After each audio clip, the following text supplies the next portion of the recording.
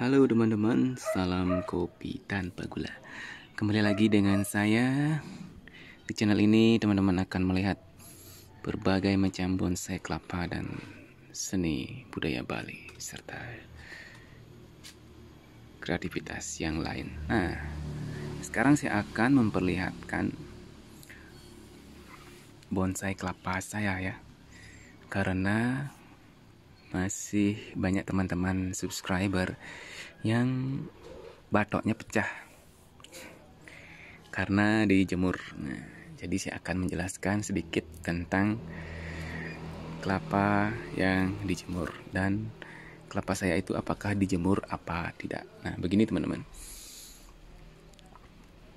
Jadi menurut pengalaman saya, bonsai kelapa itu bagus untuk dijemur teman-teman. Namun teman-teman juga harus ingat melakukan penyiraman. Tidak serta-merta dijemur saja.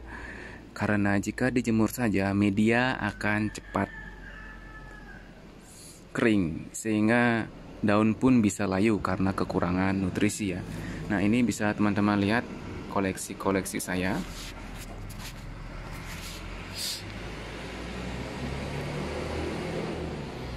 Ini sekarang sudah sekitar jam setengah 12 teman-teman. Nah, jadi posisinya saya letakkan di antara dua rumah ya. Jadi ini yang di depan teman-teman ini kalau jam segini dia belum kena sinar. Nanti sekitar pukul 12 tepat sampai sekitar jam 2 yang di depan teman-teman ini sudah akan mulai kena sinar. Jadi dia akan kena sinar kurang lebih 2-3 jam teman-teman. Nah, kalau ini kurang lebih terkena sinar sampai 1-2 jam dia akan terkena sinar. Sedangkan untuk bonsai kelapa yang masih bahan, nah, saya letakkan di sini teman-teman, di tempat yang teduh. Nah, ini bisa dibilang tidak terkena sinar matahari ya. Ini di bawah jinang namanya, atau tempat beras teman-teman, tempat gabah kalau di Bali ya. Jadi saya letakkan di sini walaupun sudah saya pernis dan saya pelitur ya. Jadi tidak terkena sinar. Nah, ini saya amankan agar batok-batok ini tidak retak dan pecah teman-teman. Nah, walaupun sudah saya lakukan pemernisan seperti itu, jadi tetap saya letakkan di tempat yang teduh agar aman. Nah, contohnya seperti ini. Saya berani menjemurnya. Kenapa? Karena nutrisi dalam batok ini sudah mulai habis dan air dalam batok ini sudah berkurang. Mungkin sudah mulai habis. Jadi walaupun dia terkena panas yang terik, dia tidak akan pecah teman-teman. Karena setelah dia menguap, dia tidak akan pecah ya, karena airnya sudah habis. Nah, sama juga seperti ini. Ini walaupun kita jemur berhari-hari, dia tidak akan pecah karena air dalam batok ini sudah mulai berkurang. Seperti itu logikanya ya. Dan kemungkinan ini akan lepas juga ya, karena nutrisi sudah mulai habis teman-teman. Biasanya untuk bisa dijemur, amannya itu usia kelapa di atas 1 tahun ya. Dengan usia kelapa di atas 1 tahun ya, logikanya akar sudah mulai banyak tumbuh, akar sudah bisa mencari nutrisi sendiri. Selain itu nutrisi dalam batok sudah mulai habis, kondisi dalam batok sudah mulai kering. Jadi walaupun dijemur berhari-hari, dia tidak akan pecah ataupun retak. Nah, beda halnya dengan teman-teman buat yang original seperti ini. Nah, seperti ini. Dari awal teman-teman membuat, ini sudah bisa dijemur teman-teman. Dijemur berhari-hari tidak akan apa-apa karena dia sudah diselimuti oleh sabutnya seperti ini yang original. Jadi teman-teman yang tidak ingin repot bisa membuat kelapa yang original seperti ini. sehingga batok tidak akan mudah retak, sehingga tingkat keberhasilannya akan lebih besar, teman-teman. Seperti ini ya. Di ini usianya juga hampir 1 tahunan. Nah, solusi kedua seperti ini. Teman-teman menanam seluruh bagian batok ke media. Nah, jadi tidak memperlihatkan batoknya ya. Nah, dengan cara seperti ini, batok akan terlindungi dengan sangat rapi dan dia tidak akan mengalami keretakan. Nah, bisa teman-teman lihat seperti ini.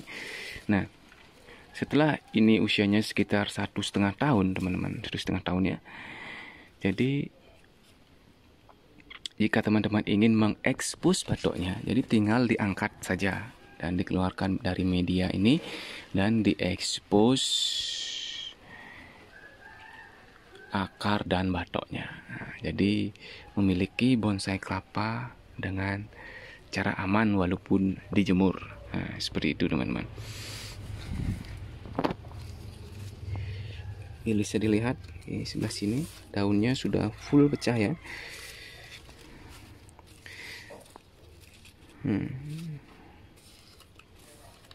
Nah, terkadang jika terlalu panas, dia akan terlihat seperti ini, menguning seperti ini teman-teman. Biasanya ini juga terserang kutu putih di bawahnya. Nah, ini seperti ini.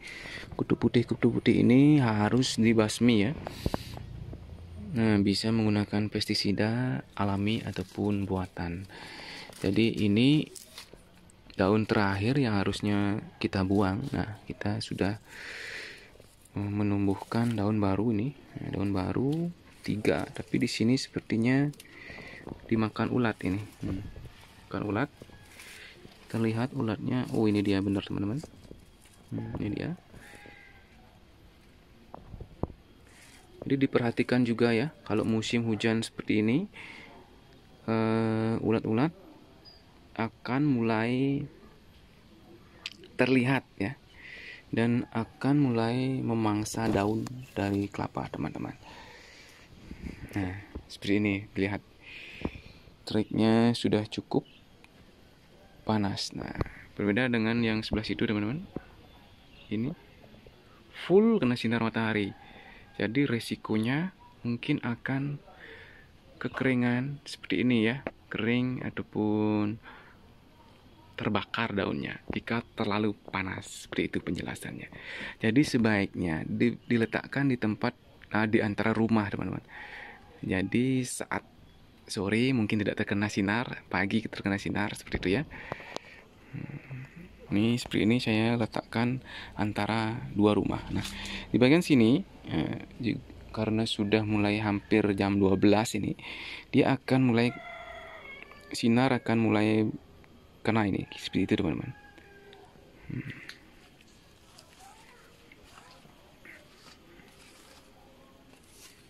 Nah, sudah jam 12 ini teman-teman. Ini juga bisa dilihat.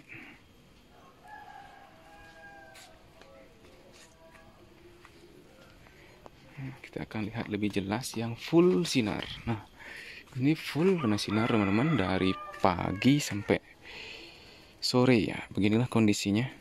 Nah, dia akan menguning seperti ini. Mungkin akan kekeringan seperti ini juga. Jadi intinya, apapun yang berlebih itu akan mengakibatkan kurang bagus bagi tanaman teman-teman. Jadi sebaiknya jika ingin dikenakan sinar, sebaiknya rajin disiram, ataupun teman-teman medianya harus lembab ya, sore harus tetap disiram. Seperti itu teman-teman. Atau jangan terlalu kena panas, nanti bisa terbakar daunnya. Nah, sekian saja video kali ini teman-teman tentang penempatan bonsai kelapa agar teman-teman tidak salah lagi dalam proses perawatan serta proses awal dari bonsai kelapa ini ya. Oke, sekian saja videonya. Terima kasih. Jangan lupa ngopi untuk sejuta inspirasi. Terima kasih.